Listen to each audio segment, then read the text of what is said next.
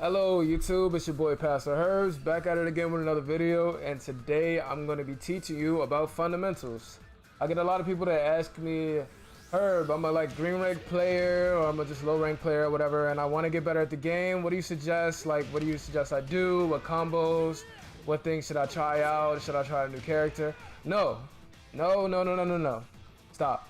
You don't need to do any of that. What you need to do is work on your fundamentals.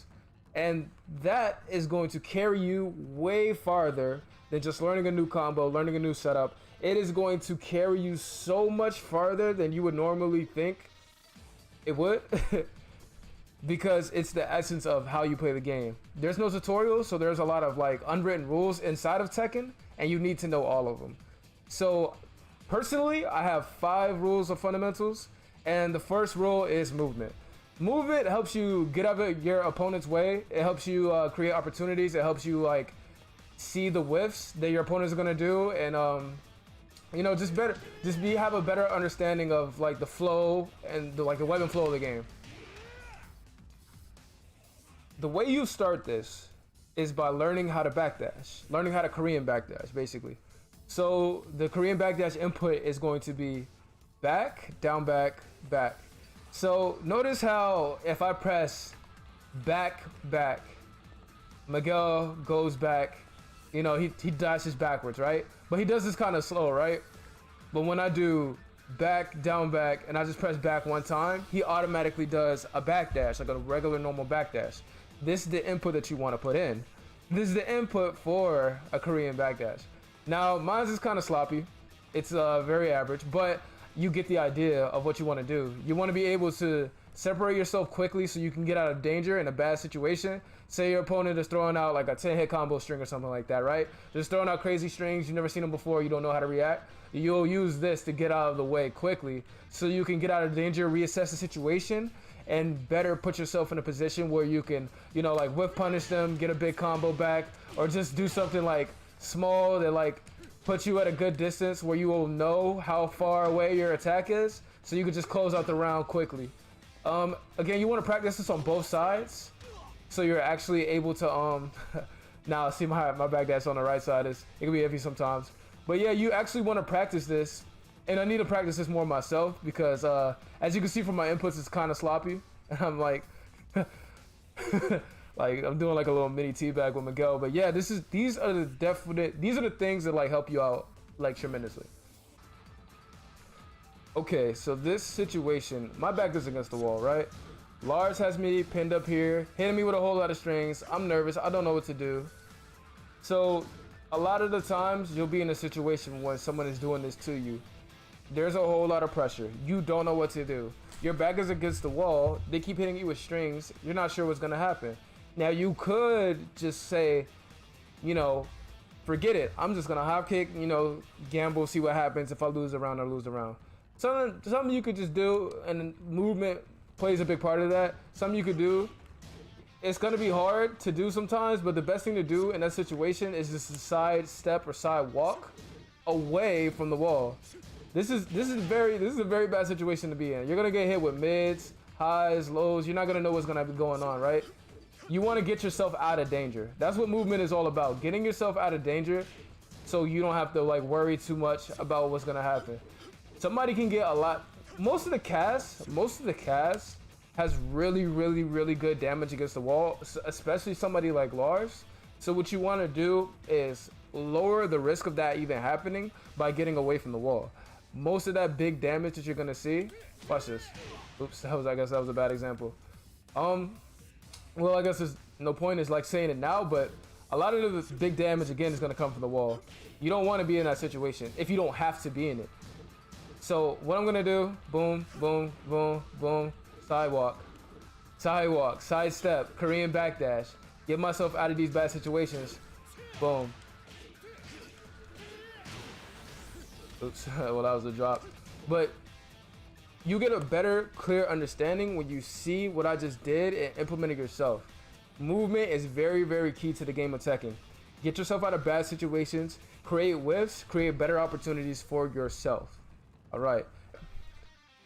So the next step that I'm going to tell you about is step number 2, and this blocking.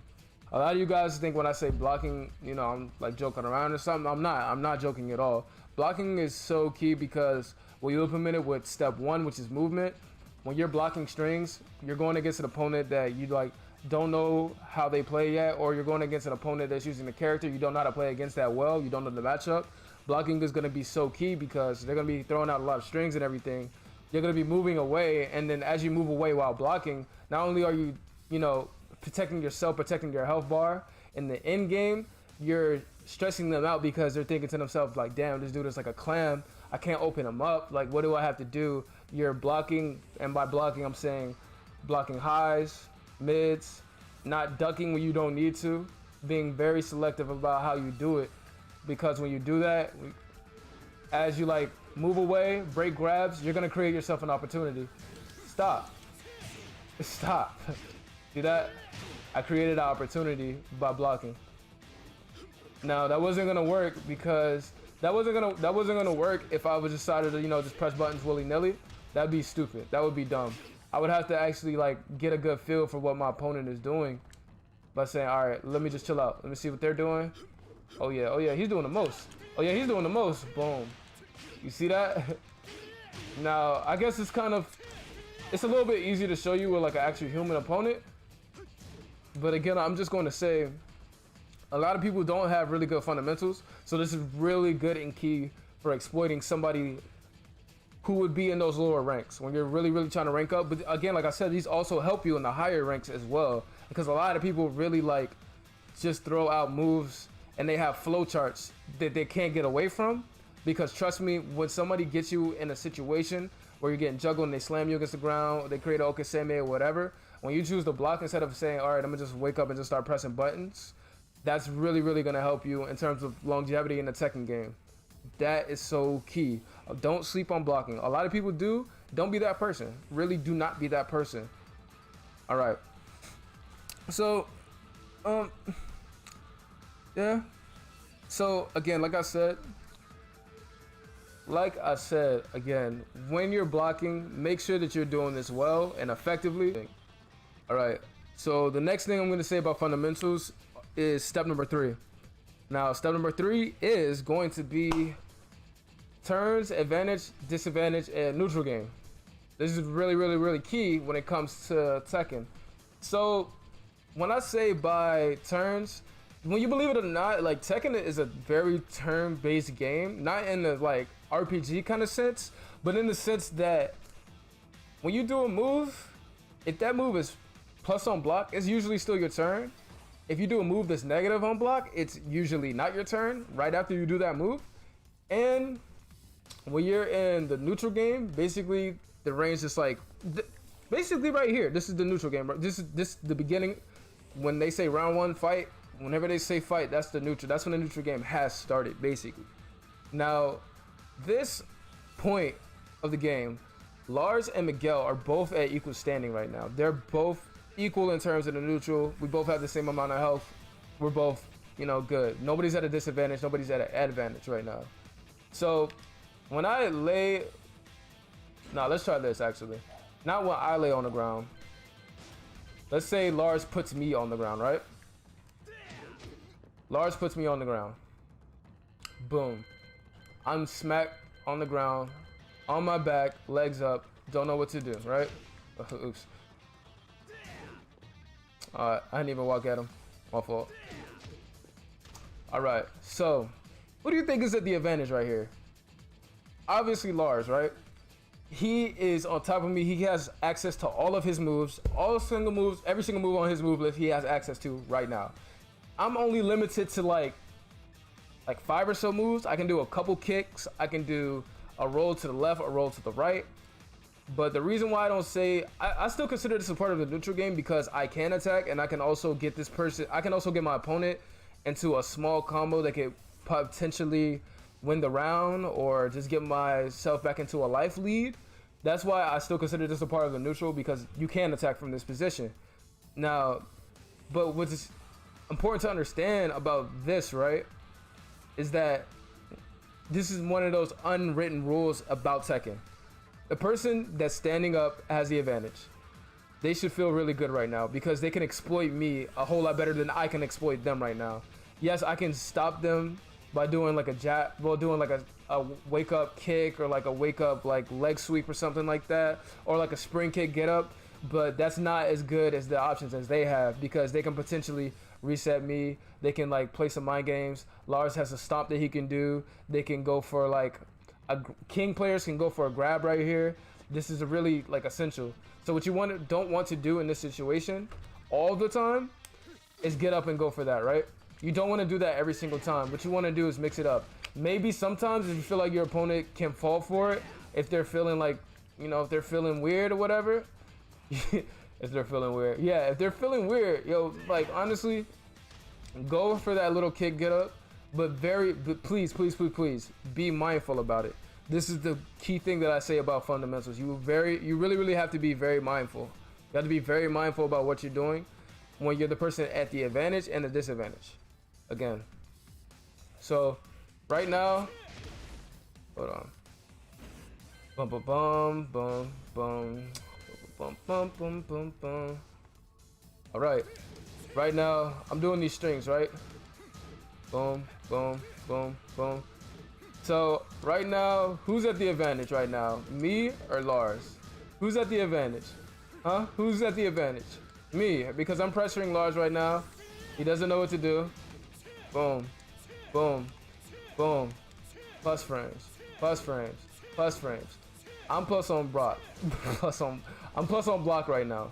So the ball is basically in my court because Lars' back is against the wall and he doesn't know what to do right now, right?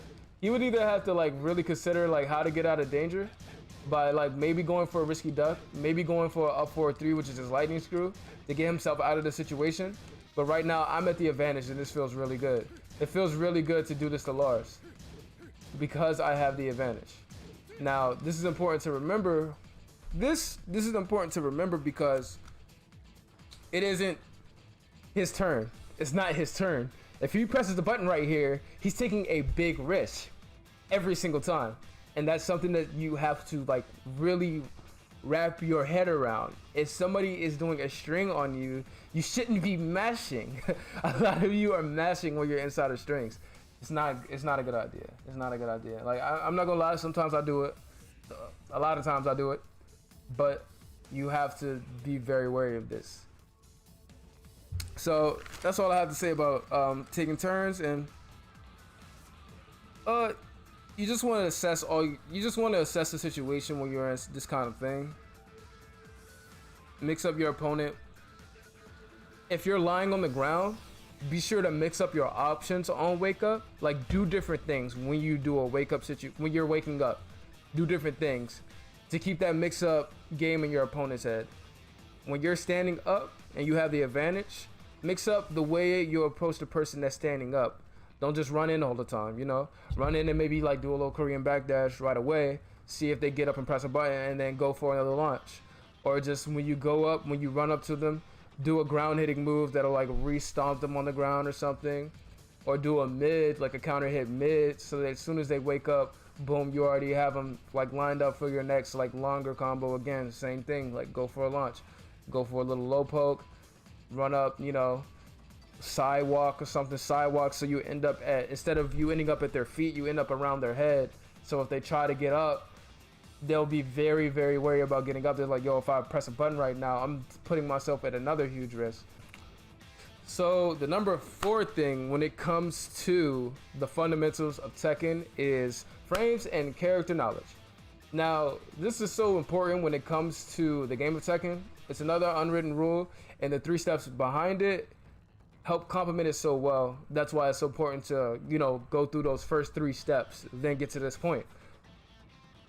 It is what is going to separate you from all the other fish in the sea. When you were that person first playing a fighting game, and you played against somebody else who played the game too, and they were pretty much at that same skill level as you, and you blocked, and they didn't, and they said, hey, stop blocking, you're cheating. Because it's happened to you. It's happened to many people. Hey, stop blocking. Fight me like a man. You're just spamming block. You're not doing any attacks right now. Why are you running away from me? You're cheating. You're cheating. You know how to block. frame data is kind of like that, but at a higher tier, because not everybody knows the frames of the game, and not everybody knows all the strings and all the character knowledge. So when a move is negative, right, it's an attack that puts the person who does it, if they land it, it gives them a lot of damage, usually.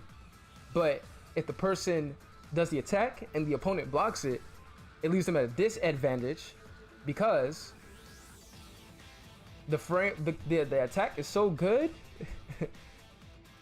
that person that did the attack has to be punished for using a move that good and taking a risk like that. It has to put them at a disadvantage to make the game fair. So for example, right, Lars' lightning screw is such a good move. It's such a great move. You know, you don't go play against Lars without hearing this, especially in the low ranks. You don't hear that's sweet yell. That, like, who doesn't love to hear that, right? Who doesn't love to hear that? So that move is so good, and they knew the move was going to be so good. Developers, when they made it, they had to make it punishable. So the move is like -7. I don't even remember how minus the move. I think I want to say 17 or something like that. But basically, it's a move that if I do my launcher off of his launcher, right? Punish. You see that? You see that right next to the combo counter? Boom. Punish. I punish the move. I punish the move. Boom, boom. Look at that. I punish the move. Now, again, right? Frame data is so important. Frame data is so important because character knowledge and frame data is so important. Miguel says hello. And it just separates you from the other people who don't know about the game. This is like the game. This is the game knowledge. This is the nitty gritty. This is a big part of fundamentals right here. This is the end game. This is what's gonna put you apart from everyone else. Now that was just a small example, right? Another example. Lars is 4-2-4. Boom, right? Let me record this. 4-2-4. Boom, finish. This move, I know from playing Lars so many times, and if you actually take a move to training, to practice mode, you can see that the move is duckable because it's a high, right? It's a double high move. Boom, boom. So like if I see him go forward 2, I know that 4 is coming. That's the only thing that can come. Well, actually not the only thing that can come out of 4-2. But if I know he's trying to like punish me real quick, and I know 4 is coming after 2, yeet, punish. Boom. Boom, boom, boom. Take him to the wall. Get a little combo or something, man. It's just that simple. Now, again, this is another thing that I kind of put at the end because it comes over time. It really, really comes over time, like this sort of thing. But if you take it slow, look up the good character guide, well, the punishment guide for them, like on YouTube, on the internet or something, you're going to be able to figure this out a whole lot easier, and it's going to be a lot, you know, better for you to understand how to get a good grip on certain characters. All right, so moving on to the final stage. All right. Okay, so the 5th and final step when it comes to fundamentals is mind games, knowing how to mix up your opponent, the life lead, and the clock.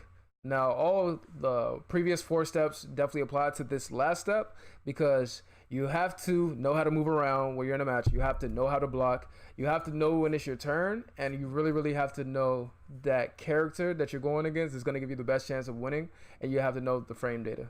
So I'm just play back a match that I had with a tournament player, Shadow. I would say like Shadow 20 ounce. I think that's how you say it. Well, whatever.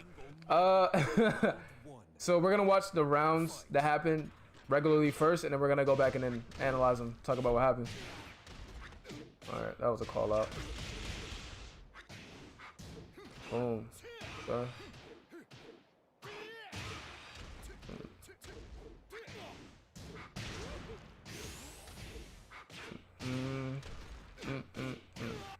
All right, let's start this over and see what happened, right? So this right here was a call out. This is bad blocking by me.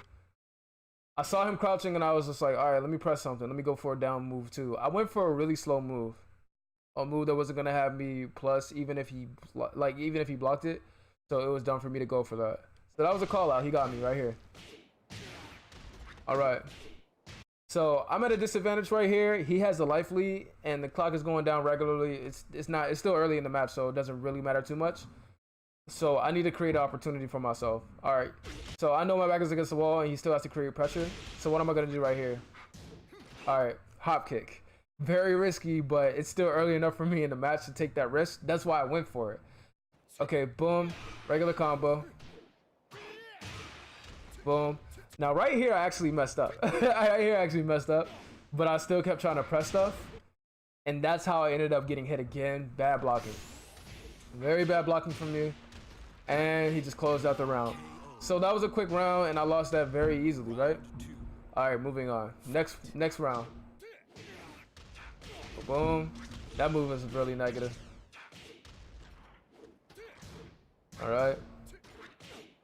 Another call out. Boom. All right, I'll kick again.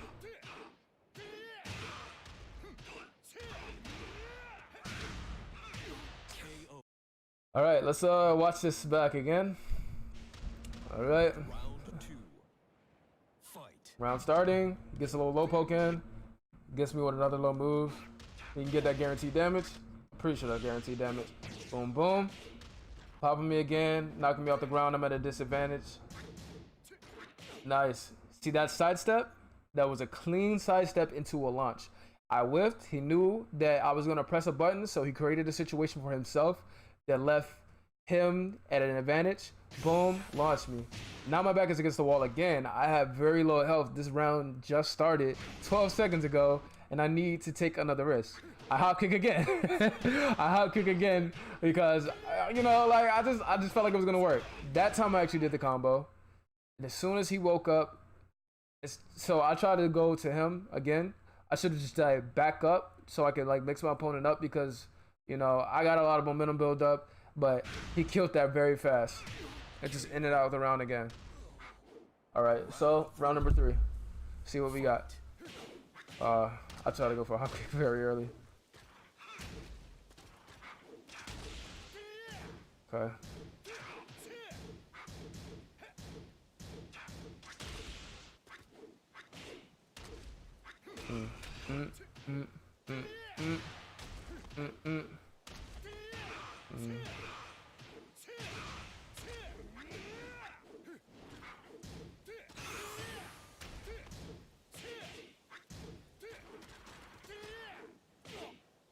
Oh my gosh.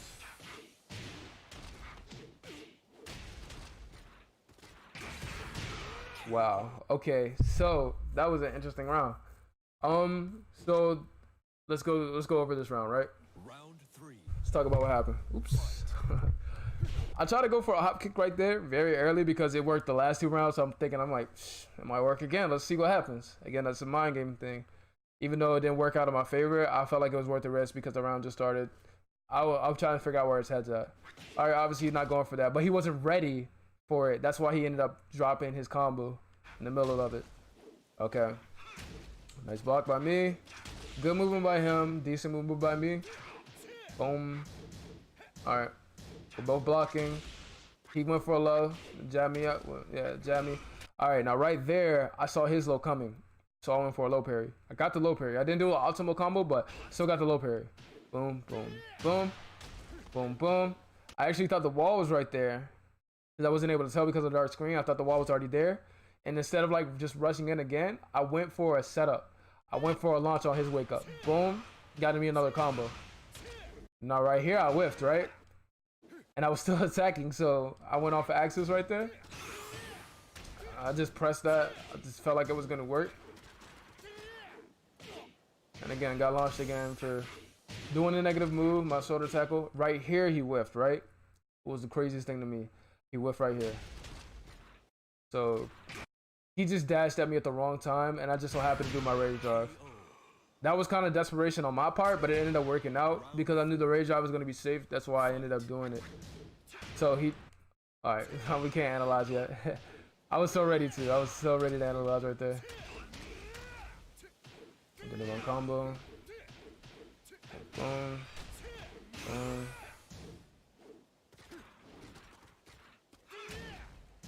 Boom. Super risky.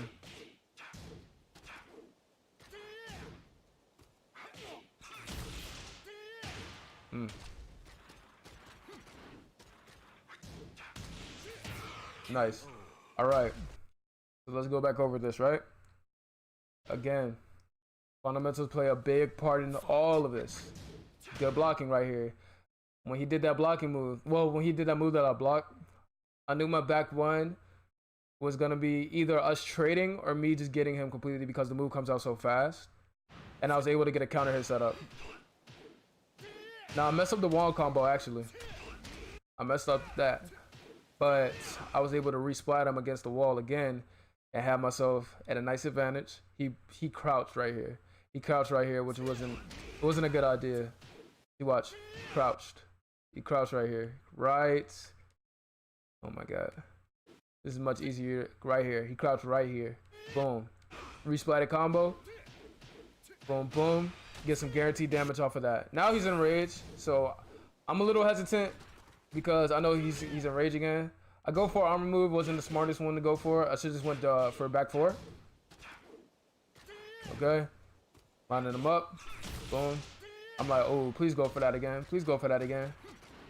Please go for that again. Boom. He went for that little. All right, that was a different one, but by taking Jack in the training mode, I know that this move is negative. At least 14. Boom. I get that, close out the round.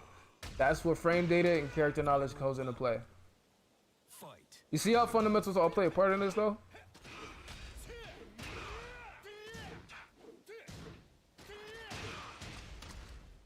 Boom. Nice.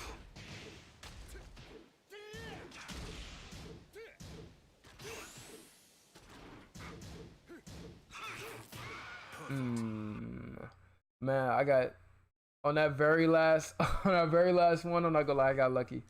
But hey, I got a perfect, so who cares, right? Alright, right here, I blocked that move. I went for a move that I felt like was actually gonna hit him, which is my 1-3. It's like a high-low, boom. And when I'm already on the ground, I go for a setup like that. Try to go for another launch, it didn't work. He tried to punish me.